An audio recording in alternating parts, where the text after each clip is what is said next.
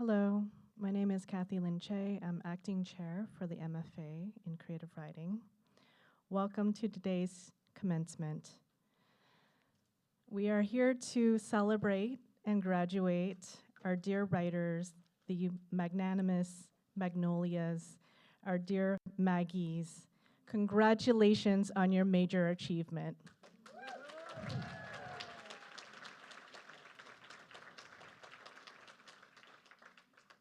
We did this before in closing circle, but I invite you to do it again. Everybody, please take a moment to close your eyes. Take a deep breath. Too often, because of our numerous demands, we don't have time to take a breath. Think back to the day when you began the MFA at Antioch.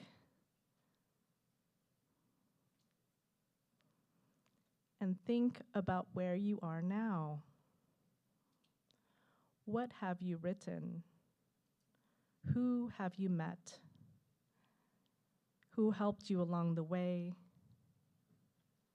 How have you changed? How will you continue to change now that you have your MFA? Now open your eyes and look around. Look at all the people here to celebrate you. Now we will begin with our MFA commencement. It is my honor to introduce Antioch's president, Lori Varlata, who will give opening remarks.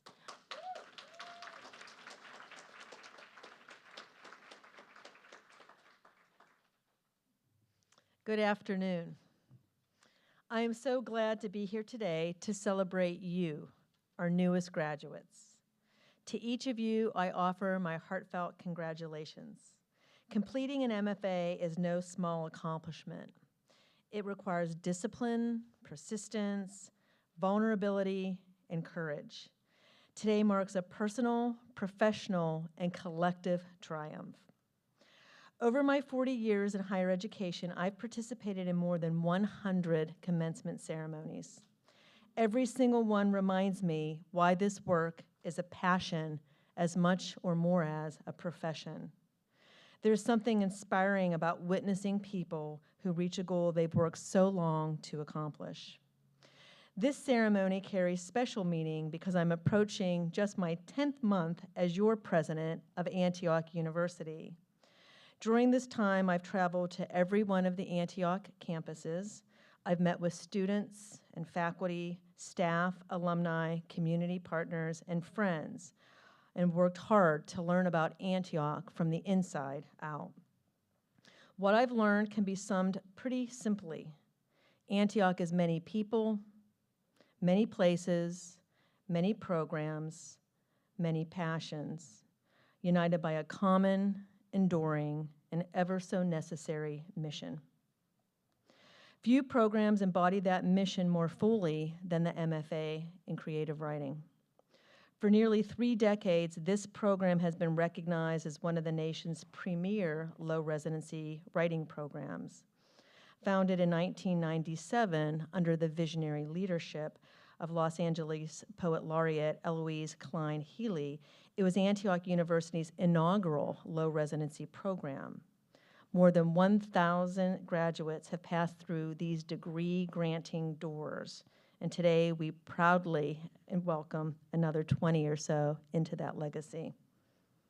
The program's reputation is built not only on literary excellence, but also on commitment to community engagement and social justice. That combination feels distinctly Antiochian. We care deeply about helping students prepare for meaningful careers, but Antioch has always aspired to do something more than that. We seek to help people connect their words to their work, their personal talents to a more public purpose, their professional lives to the pursuit of a more just and humane world. Just yesterday, I had the opportunity to hear from some recent MFA graduates who are doing exactly that, using their writing and their teaching and their advocacy and their creative talents that they've honed in this program to improve the lives in the communities where they are currently living, working, and serving. That is the power of this degree. The MFA sits at the intersection of curiosity and creativity, of craft and conscience, of profession and purpose. It prepares writers, editors, teachers, artists, activists, and literary citizens. But perhaps even more importantly, it prepares thoughtful people who understand that stories, poems, films, memoirs change minds, build empathy, spotlight the truth, and inspire action. The MFA has shaped Antioch University in profound ways. The Antioch low residency model pioneered here became one of the most defining features of an Antioch graduate model. This program helped position Antioch as a national leader in accessible, innovative learning. And today, Antioch offers more than a dozen low residency programs, and it all began with a small group of courageous, creative, community-minded writers from Los Angeles. As I reflect on what I've learned during my first year as your president, I see a bright future for Antioch University. And that future is built by the faculty, the staff, the students, the alumni, and the friends and the families, people just like all of us. Your voices, your experiences, and your work are making a difference in a world that needs mending. Thank you for choosing Antioch. Thank you for enriching this institution with your creativity and your convictions. And most importantly, congratulations, MFA class of 2026. We are extraordinarily proud of you.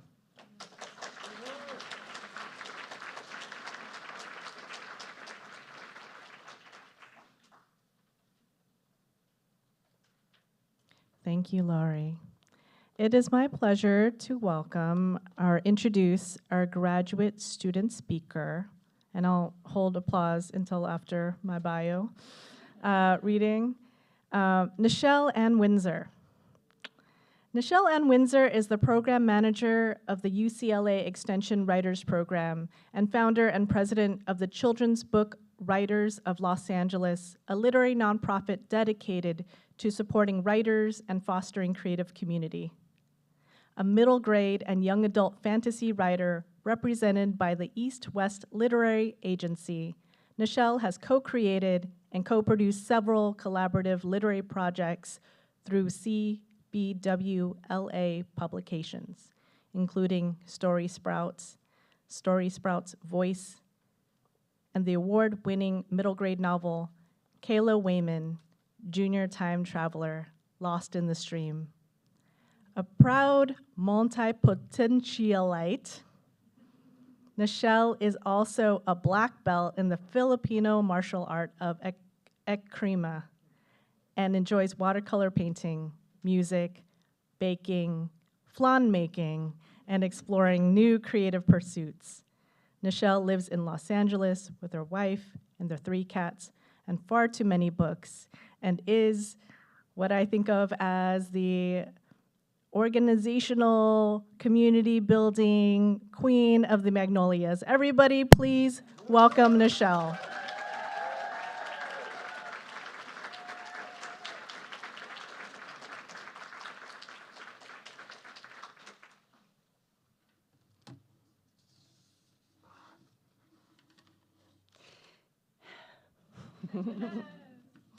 Good afternoon, faculty, staff, family, friends, and my fellow graduates. It is both an honor and a surprise to be standing here today. 2 years ago, when I joined Antioch University's community, I imagined I would spend my time learning how to write better stories. I fully expected to develop my writing skills upon entering this esteemed MFA program, but I never imagined I would also develop a love of flowers. Goldenrods, hydrangeas, irises, lilacs, marigolds, sunflowers, zinnias, but most especially magnolias.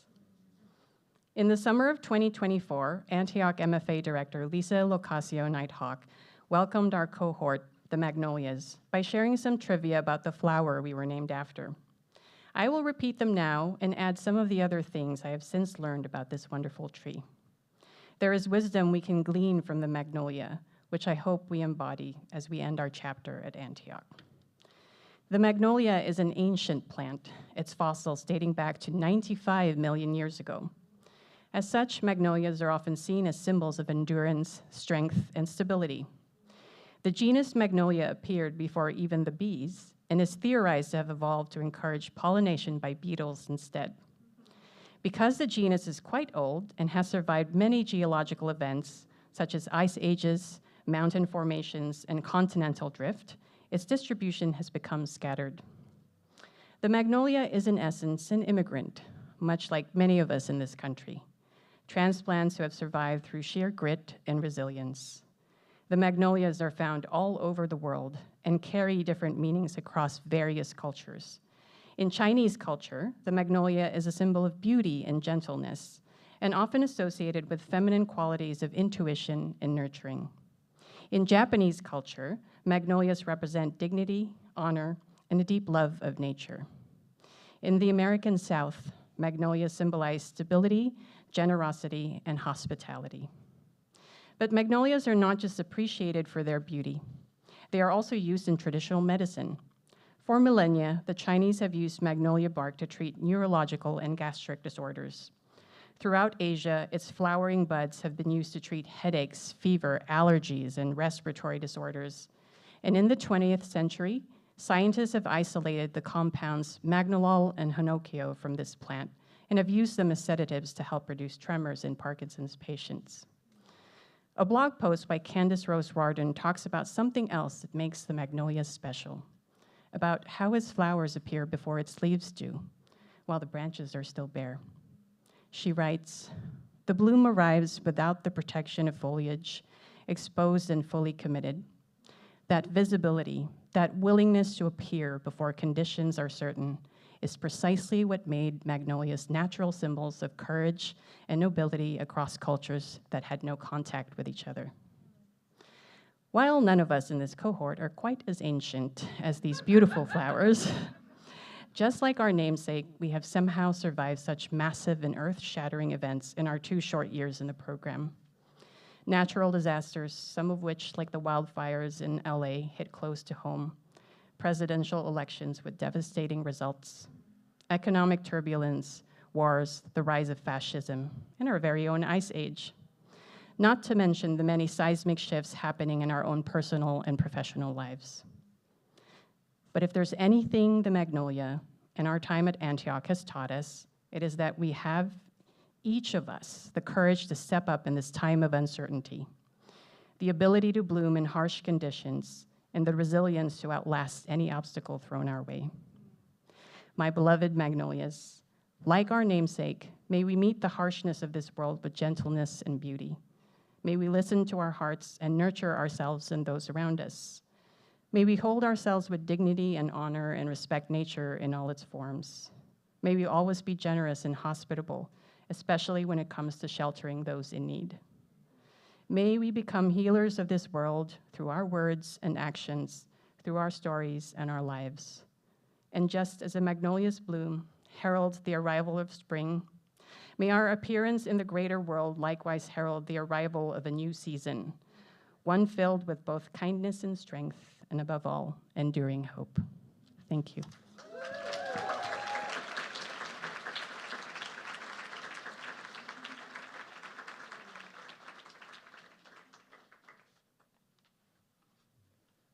Thank you so much, Nichelle, for that beautiful speech. It was so moving and so multi-layered. I'm Alistair McCartney. I'm teaching faculty and acting co-chair with my colleague, Kathy Lin Che. And so very happy to be with you here all today, to be present, to be celebrating this with you. We're very happy to have our honored guests, President Varlotta and Vice President and Provost Sandra Madar with us. And yes, and to have the wind and the beautiful trees behind us as we're together. It is an honor to introduce our commencement guest speaker, Xochitl Julissa Bermejo. Xochitl Julissa Bermejo is the daughter of Mexican immigrants. Her debut poetry collection, Posada, Offerings of Witness and Refuge, Sundress Publications 2016, is inspired by her family's immigration stories and her time volunteering with the humanitarian aid organization No More Deaths. A dramatization of her poem, Our Lady of the Water Gallons, directed by Jesus Salvador Torrevino, can be viewed at Latintopia. Xochitl Julisa's second book, Incantation, Love Poems for Battle Sites, came out with Mouthfeel in 2023.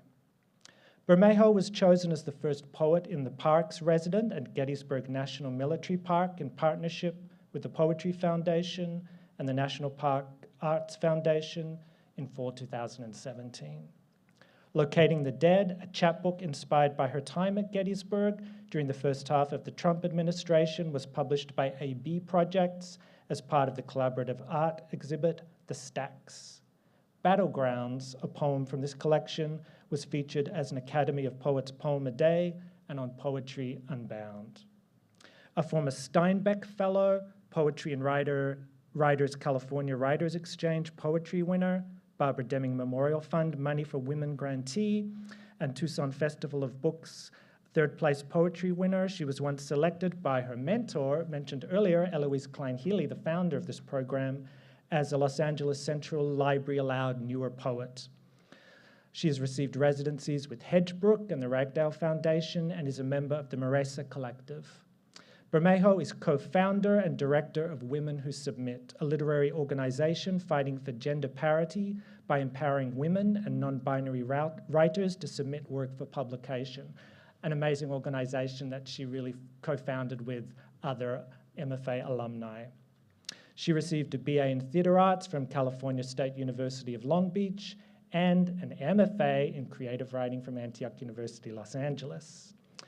She teaches adult writing workshops with UCLA Extension, children's poetry workshops throughout LA County, and is, of course, our beloved affiliate poetry faculty here at Antioch MFA. Let's please give a warm welcome to Xochitl Julisa Bermejo.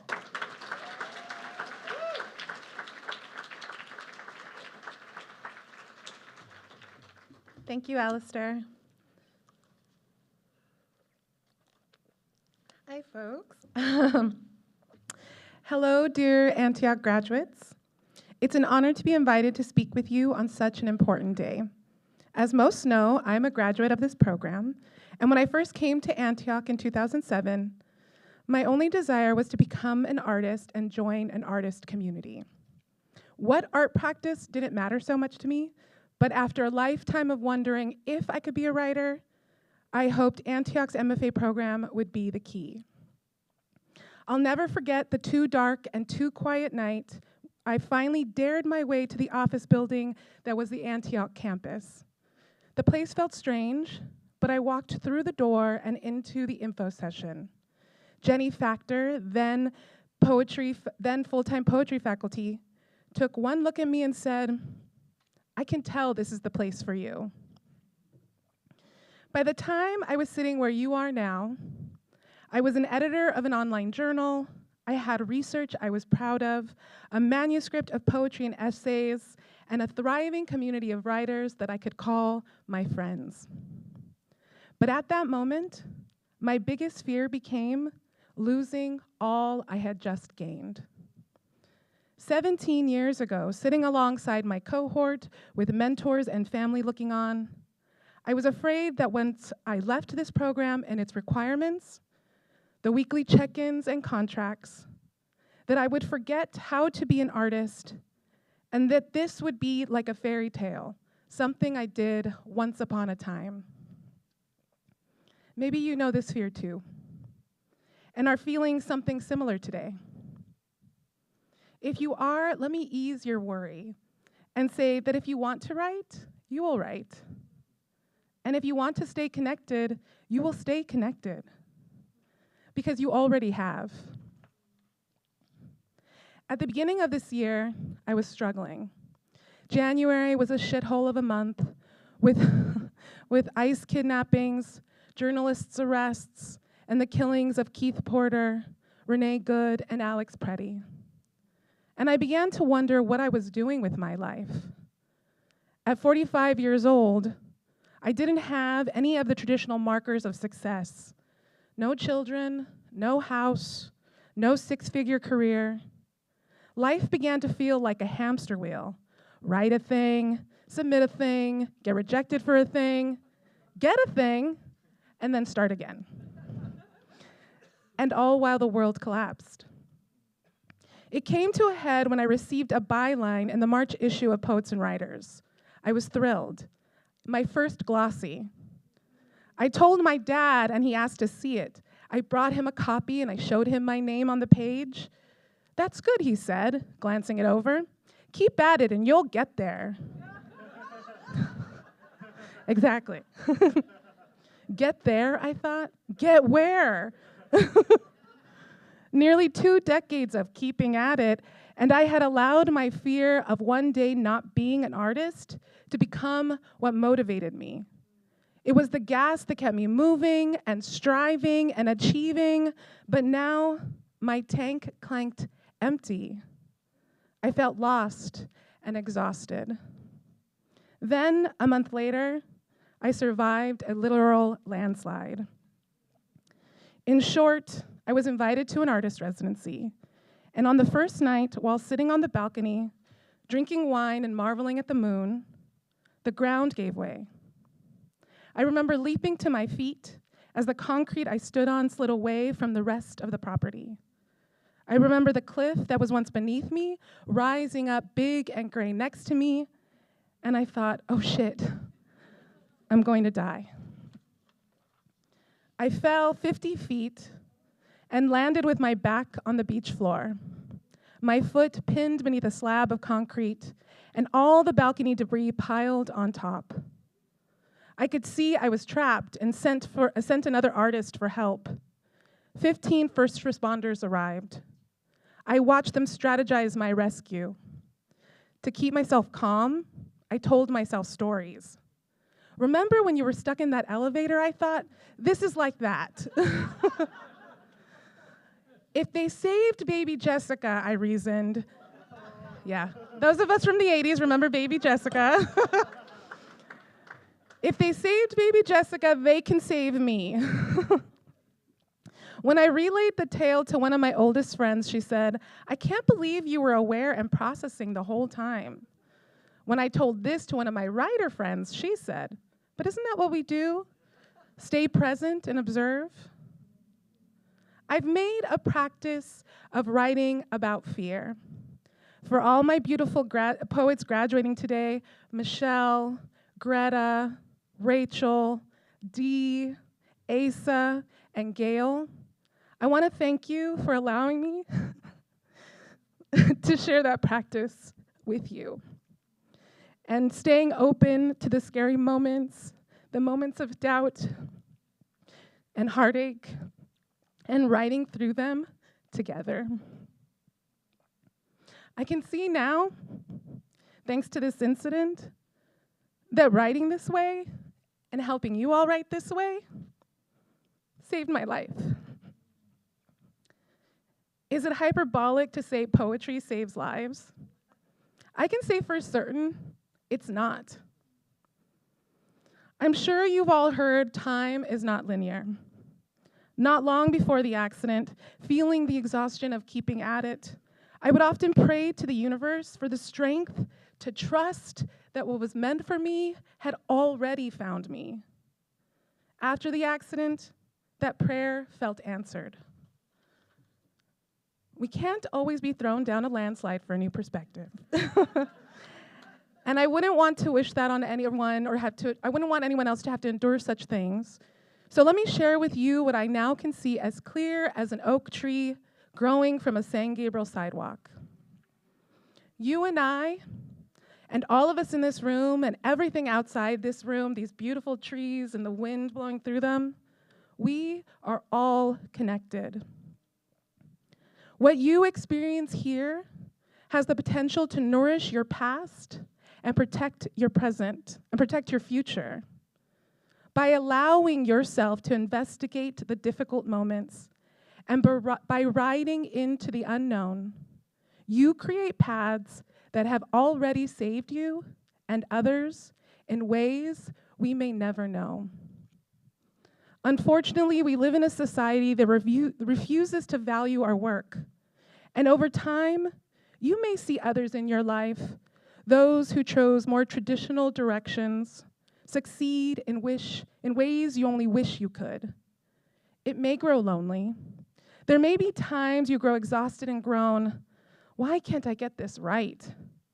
But as the Daniels note in Everything, Everywhere, All at Once, right is a tiny box invented by people who are afraid. And you, my fellow writers, choose to be brave. Over the last 10 days, I've had the privilege to witness your bravery and the power each of you possess to process feelings and translate a lived experience into a rhythmic pattern of words, a badass scene, a complex character, a visceral symbol that transcends time and space.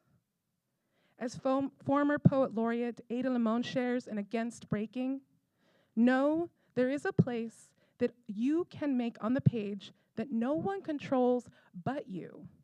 In that, right there, is a mighty power. And in that place, you bring joy, healing, pride, understanding, connection, and a multitude of other reasons to live. The more I wonder, writes Alice Walker in The Color Purple, the more I love. You, my dear fellow writers, you are love. In a sick world that values money over people, production over process, and keeps us isolated, you and your art are an anecdote. You are medicine. You are creators. Marjan Satrapi in Persepolis proclaims, I want to be justice, love, and the wrath of God. And you? What do you want to be? Because the thing is, what you create and how you impact the world is up to you. And isn't that amazing? I told myself I wasn't going to give you any advice today. You don't need it. You've already done the bravest thing. You walked through that strange door. You stayed at this table. And now you're walking out having earned an official paper that says MFA. And according to my brother on my graduation day, that means you are a motherfucking artist.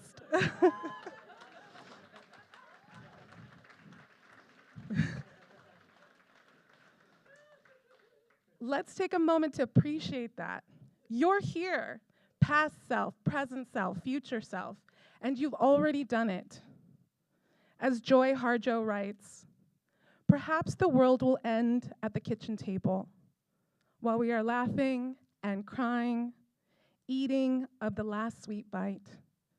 Antioch is our kitchen table. Enjoy it while we're here. Thank you.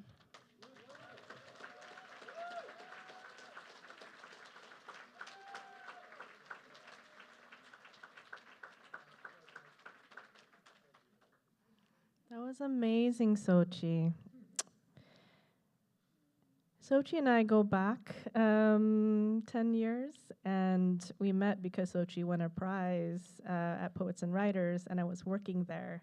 And she was the California winner of the Writers Exchange Award from thousands of applicants. She was the one that we chose. And in turn, she is the one who gave me my first ever LA reading, the city of my birth.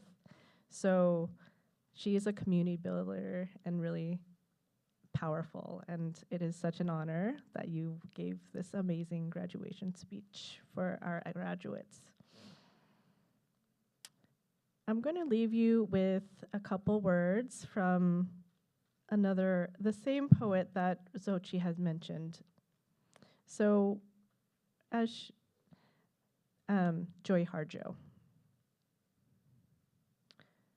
remember you are all people, and all people are you. Remember you are this universe, and this universe is you. Remember all is in motion, is growing, is you. Remember language comes from this. Remember the dance language is. that life is. Remember. I urge you to remember this time together, but also to make the future a time to remember. Thank you so much for being here. Now we will commence with our presentation of candidates for the Master of Fine Arts degree.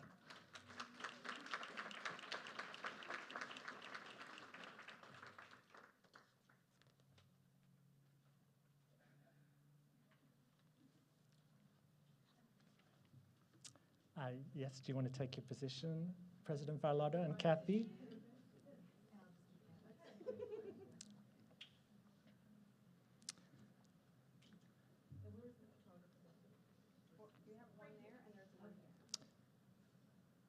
Thank you so much, everyone. Thank you, Kathy, for those beautiful words. I have the honor to present and recommend the following candidates for the MFA in Creative Writing Master's degree.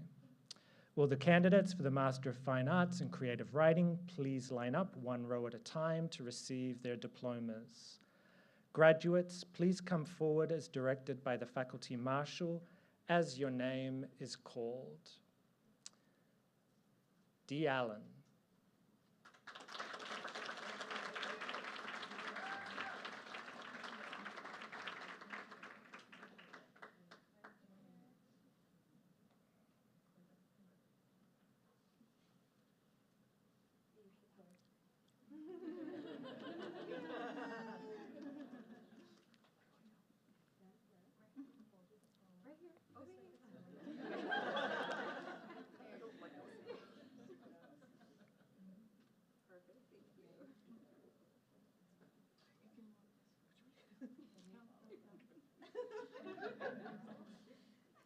N. Eleanor Campbell.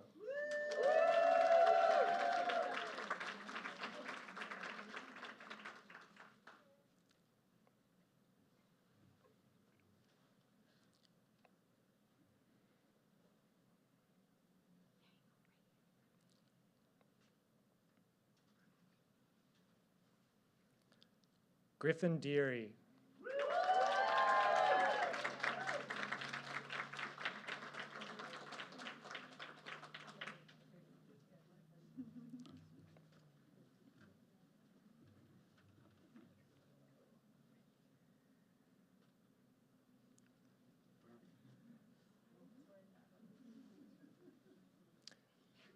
Prajakta Dengwakar.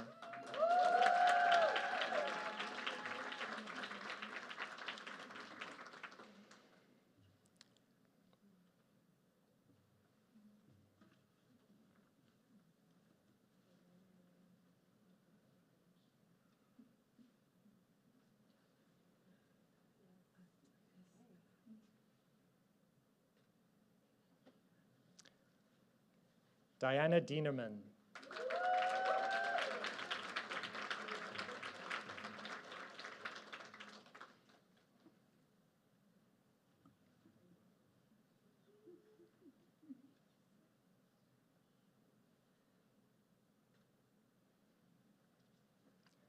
Brenda Fantroy Johnson.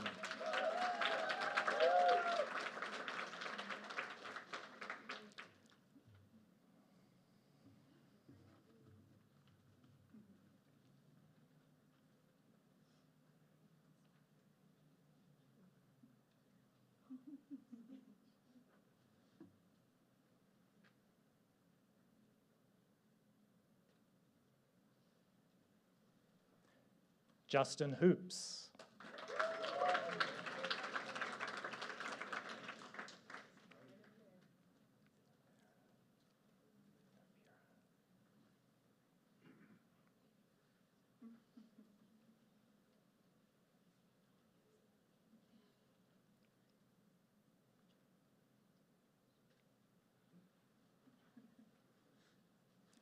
Novira Alim King.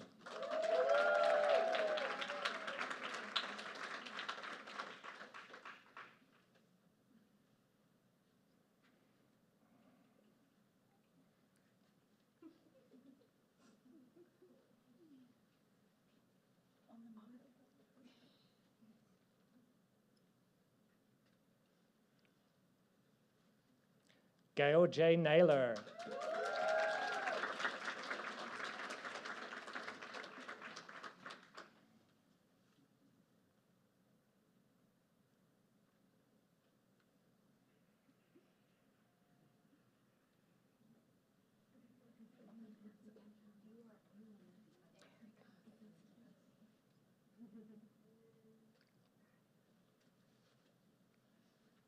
Michelle O'Hara.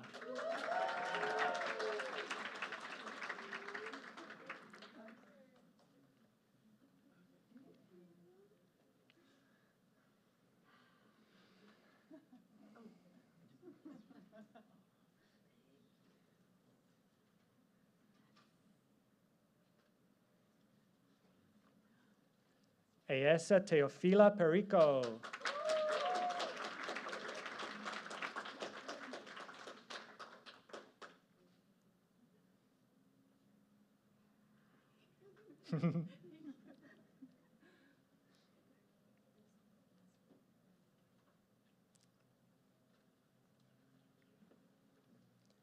Karen A. Sampson.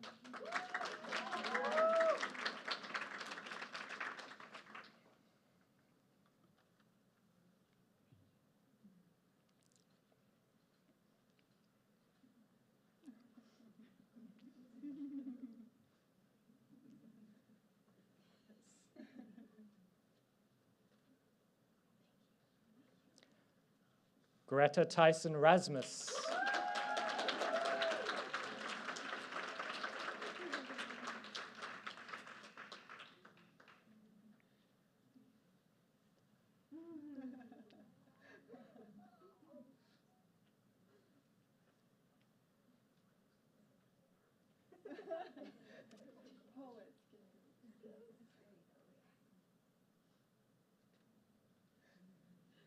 And let's welcome back Nichelle Ann Windsor.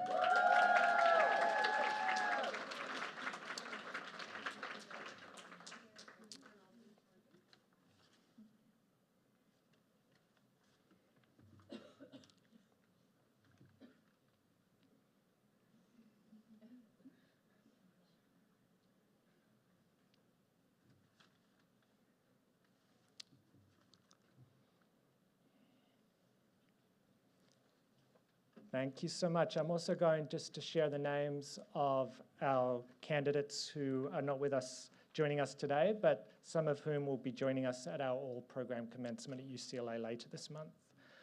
Jean-Paul Arnaud Marquez, Kelly J. Baker, Mitko I. Grigorov, Glenis Jimenez, David W. Peterson, and Rachel Catherine Seth Coleman. We're also proud of you and also happy for you and so excited to see the things you're going to be doing out there in the world. Will the candidates for the degree of Masters of Fine Arts in Creative Writing please rise? President Laurie Valotta, on behalf of the faculty, I present to you for appropriate recognition the candidates for the degree of Master of Fine Arts in Creative Writing.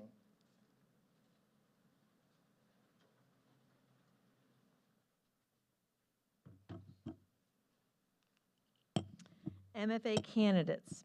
Upon the recommendation of the faculty of Antioch University, Los Angeles, and by the authority vested in me by the Board of Governors of Antioch University, I hereby confer upon you the degree of Masters of Fine Arts with all the rights, honors, and responsibilities pertaining thereto. Congratulations.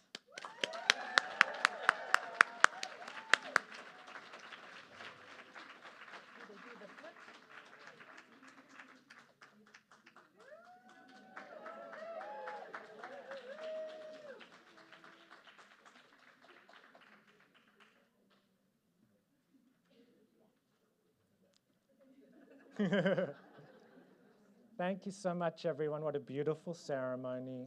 So please stand for the recessional and join us for a reception for graduates and their guests. The reception is in the courtyard, right outside the doors of the lobby. The platform party and the MFA faculty will lead the recessional, followed by the graduates. Thank you.